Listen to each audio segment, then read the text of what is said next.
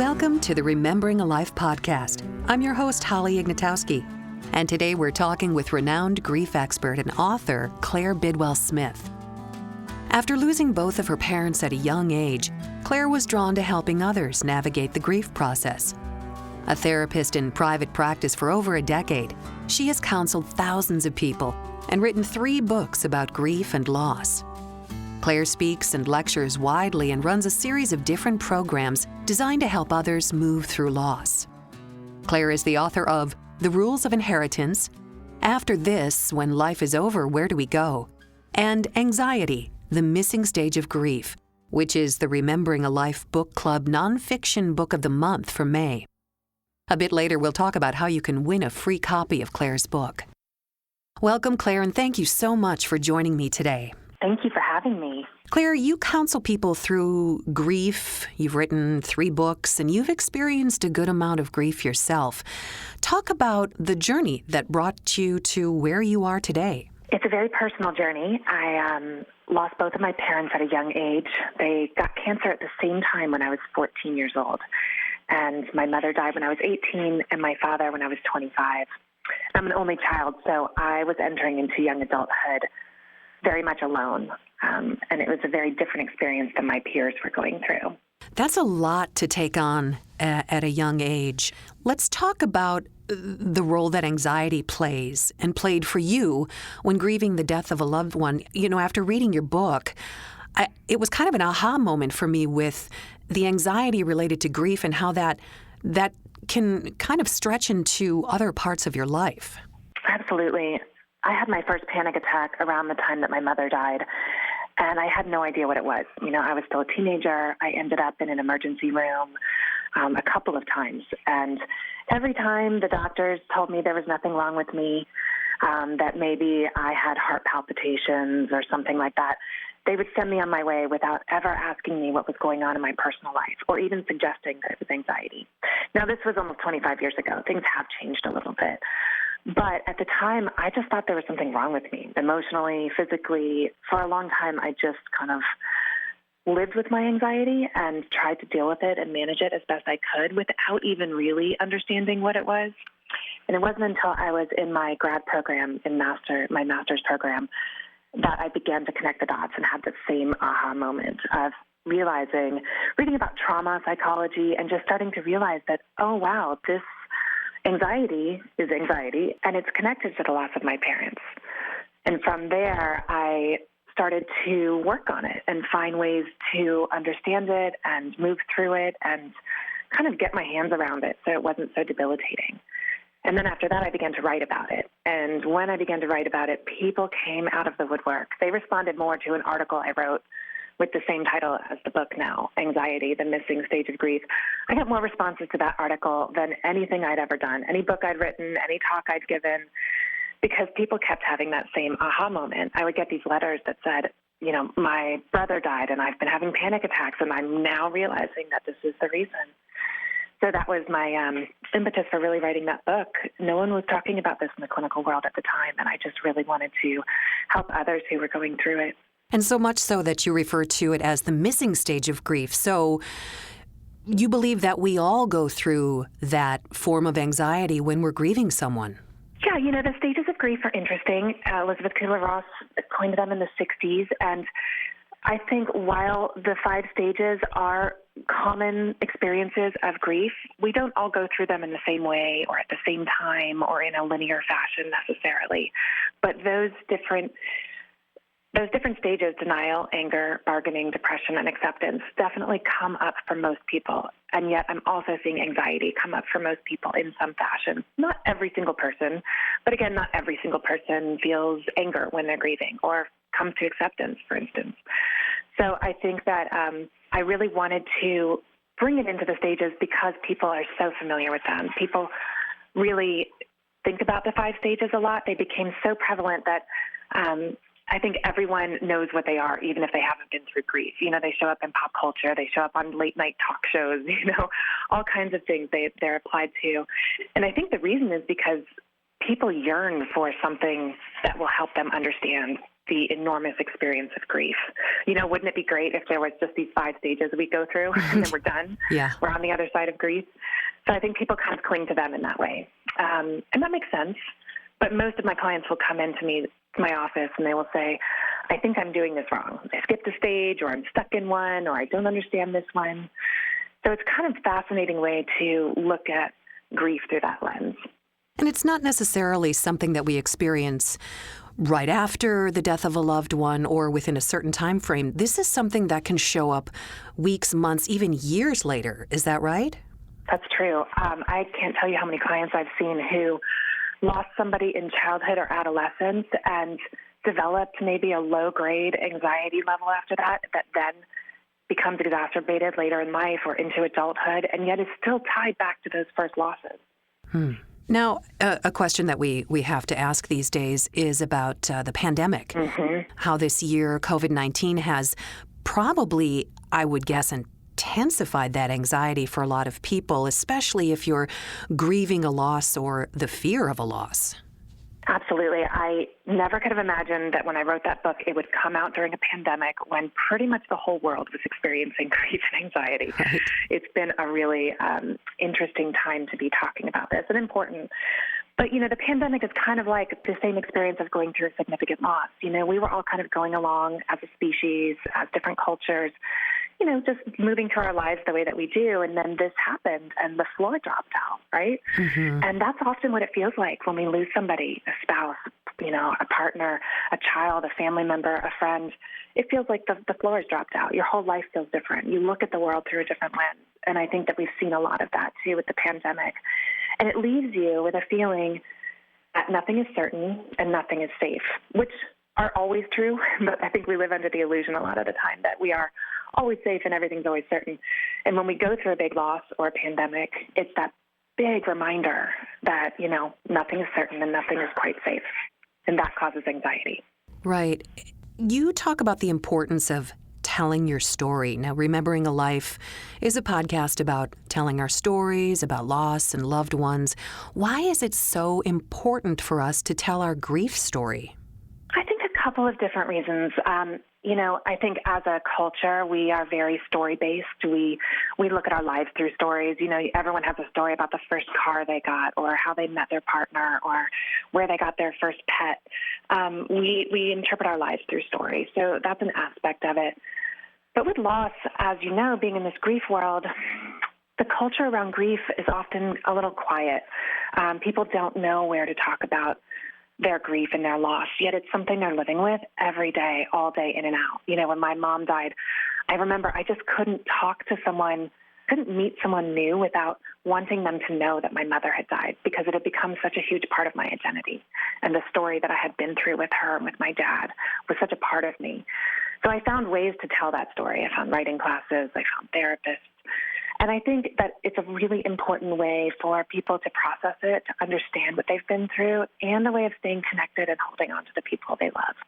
So in addition to telling our story, you also encourage other activities that help us remember our loved ones or help us in our grief and anxiety. Most of us want to just run away from that grief. We want to bury it. We want to get over it as quickly as possible. But you encourage us to kind of lean into it. So what are some other activities that we can do to work through that grief process? You're right. I think that we do try to run away from it a lot. And that's natural. It's so painful. It's so big and unwieldy. I mean, the experience of losing someone we love, if you've never gone through it before, we are always unprepared. It's just so much bigger than we can anticipate. And so going through that much pain, it can be scary. And we do try to push it away or not experience it. When we do that, it always bubbles out in other ways, anxiety, anger, depression. So finding ways to lean into the grief is really important. That looks like talking about it, going to therapy, finding ways to memorialize or honor your loved one. It looks like writing a lot. I know that I'm a writer. I've always been a writer, and that's not everyone's inclination, but I can't emphasize enough how important and how healing it can be to write about your loss. Whether you're writing a letter to your loved one, or you're just writing about it, or you're writing letters to yourself, whether you're just journaling all the messy feelings that you wake up with in the morning, it's a way of taking all of that out and putting it on a page, kind of relieving some of the burden and moving through those emotions. Because if we don't move through them, they're going to move through us. That really spoke to me when you emphasized the importance of writing that letter, writing those thoughts, rather than just, a lot of us say them in our head or we even talk them out loud. Why is it more helpful or important to actually write it down? It's, again, that idea of kind of taking it out. Things can get very big or very different in our heads. We can feel shame about something or fear about something.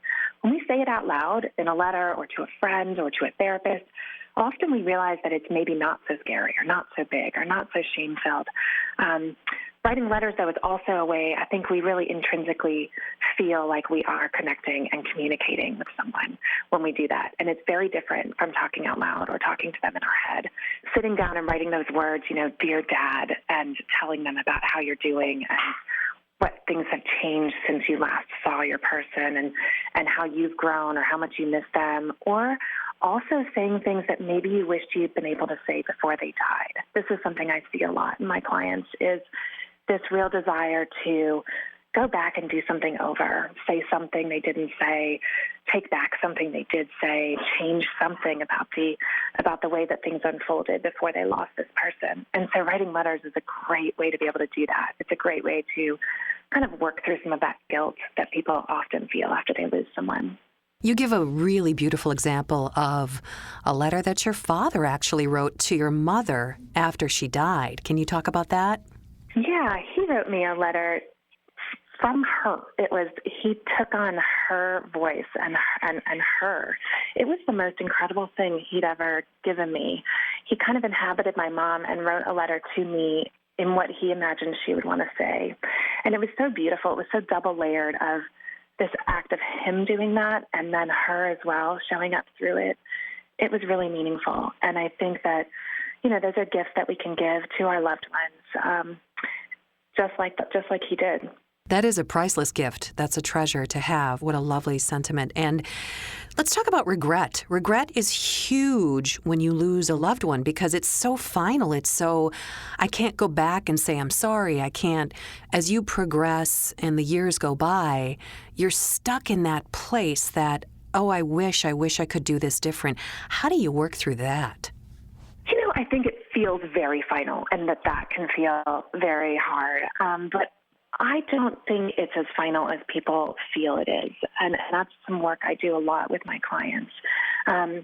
You're right. And like I said earlier, I think there's often something we wish we could go back and do differently. Whether we could have made a different decision about a doctor, or we could have showed up at a time we wanted to be there for someone, or we maybe said something we regret saying. And then the person is gone and you don't know how to remedy that and take any of that back. So we sit there and kind of ruminate on those things, and they can really eat at us, and we can feel guilt and shame and regret around them.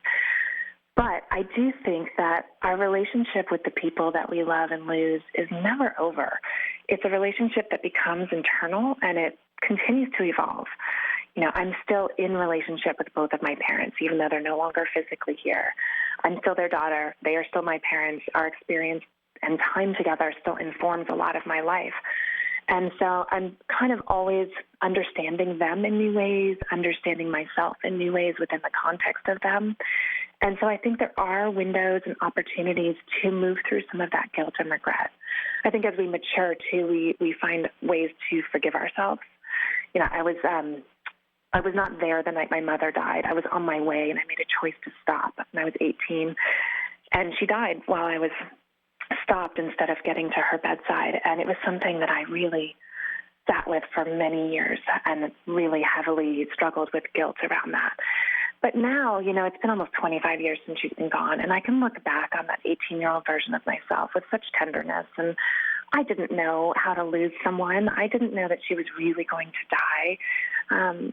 And so I think we have to find an element of self-forgiveness in some of that. But then some of that regret, again, can be exercised through the writing them letters. I wrote her copious amounts of letters telling her how sorry I was, telling her how I wished I could go back and be there with her. And it helped to say that rather than just to hold it all in all the time. And the regret can really hold us and keep us in the past if we ruminate on that, as you said.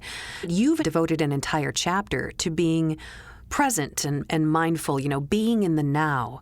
So how do we get there? How do we reconcile that regret from the past but really stay present? That's a great question. It's important. I think when we're grieving, we're spending a lot of time in the past thinking about what was, how things were, what we could have done differently, et cetera. And I think we're also spending a lot of time in the future thinking about what's my life going to look like now without this person. We're worrying about events or, what is it going to be like when I have a baby without my mom here, those kinds of things. And we're not present. We're not right here in the moment. We're really dwelling in those two places that don't actually exist. Future doesn't exist yet. The past is over. And so bringing our awareness to right here and right now is very soothing, yet it's something we forget to do. There's a lot of really easy, wonderful mindfulness techniques to bring us into the present moment. I love the concept of mindfulness, and it's really the practice of getting present. And there's lots of ways to do it. Meditation is one, but mindfulness is really about taking in the present moment. So, for instance, brushing your teeth and really thinking the whole time about the taste of the toothpaste, the way the bristles feel on your teeth, the bubbles in your mouth. How often we just brush our teeth every day and don't think anything about it. We're thinking about grocery lists and work and what we have to do that day. And so bringing our awareness into that present moment is just very healing and relieves a lot of the anxiety I think we struggle with. There really is that mind-body connection, right? Because we know that anxiety, when it gets out of hand, can really affect us physically. So I would imagine that the mindfulness and the meditation can help not only our thoughts, but our physical health as well? Absolutely. Yeah, I think there have been many scientific studies that have shown the physical benefits of mindfulness and meditation. Again, anxiety takes such a toll on us. It can be very debilitating, even physically. We have panic attacks. Our heart rates go up. We get nauseous. We sweat, all kinds of physical reactions to a feeling of fear and sadness that we're having. So really taking time to learn how to soothe ourselves, learn how to calm ourselves, learn how to be in the present moment. It's so soothing and healthy for the body as well.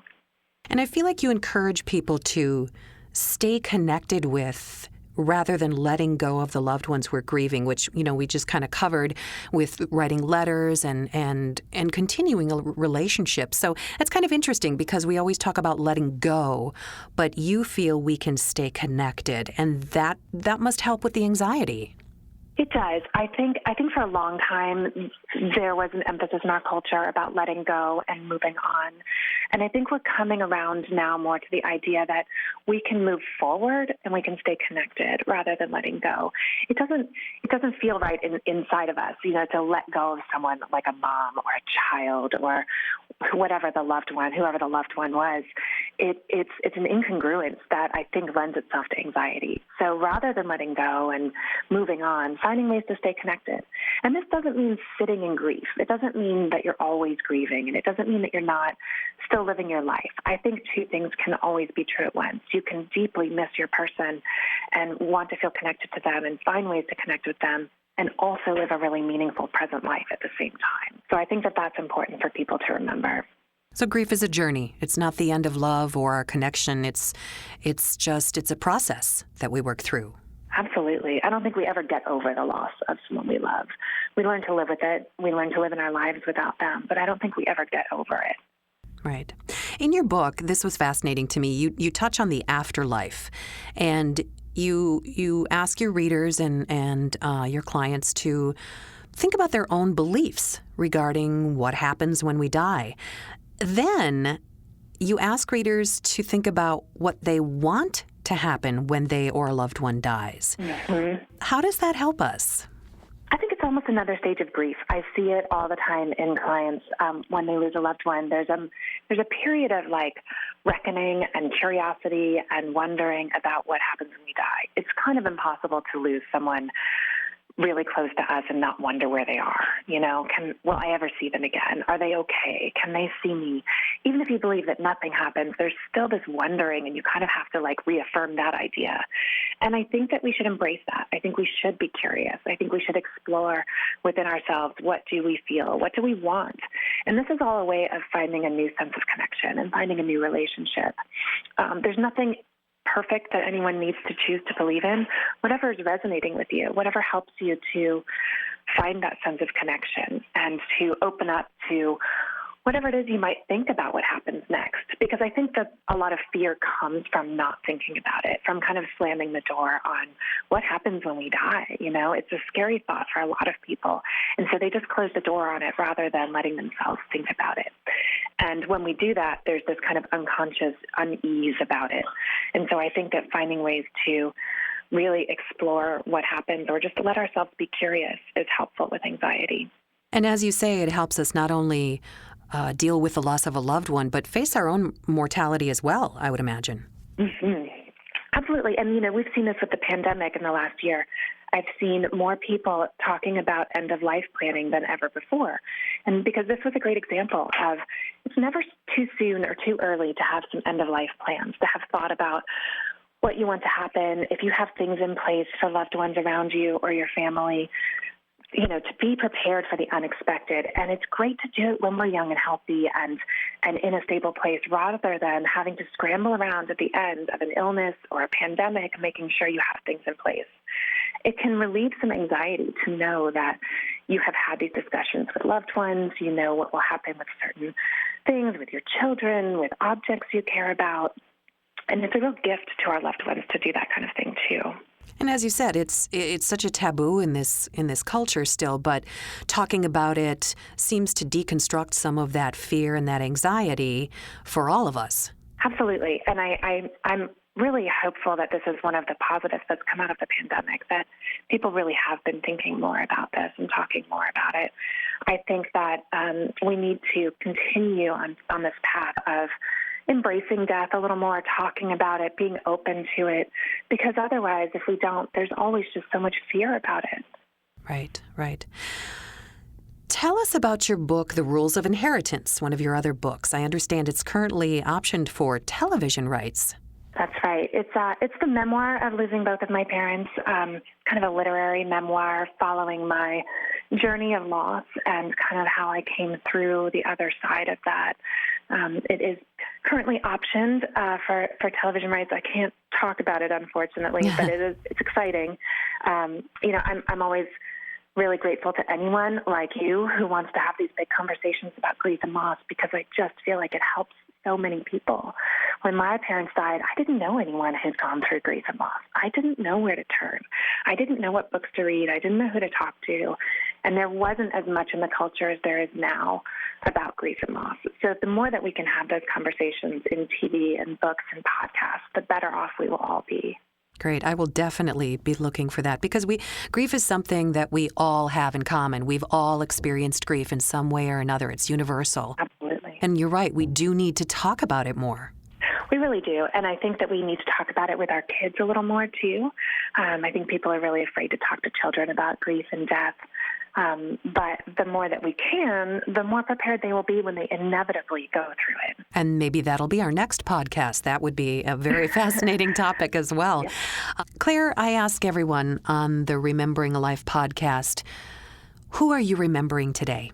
I'm remembering my mom. I know that sounds like an obvious one, but my cousin sent me an old video he found last night of me with both of my parents, and it was so beautiful and sweet to see. I'm about 9 years old in the video, and they're loving on me, and we're talking, and they're picking me up, and we're laughing, and it was so sweet. And I showed this video to my daughter this morning, and she said, "Mom, you have the same voice as your mother." And it was just so meaningful and touching to hear that, because that means my daughter hears my mom's voice. What a beautiful gift that is to you and to her.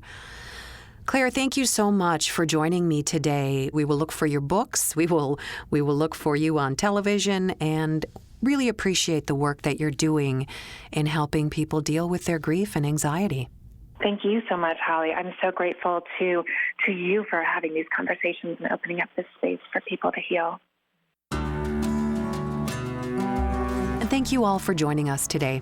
To read Claire's blog post on this topic, visit rememberingalife.com/blog. And to enter our drawing for a copy of Claire's book, Anxiety, the Missing Stage of Grief, visit rememberingalife.com/giveaways.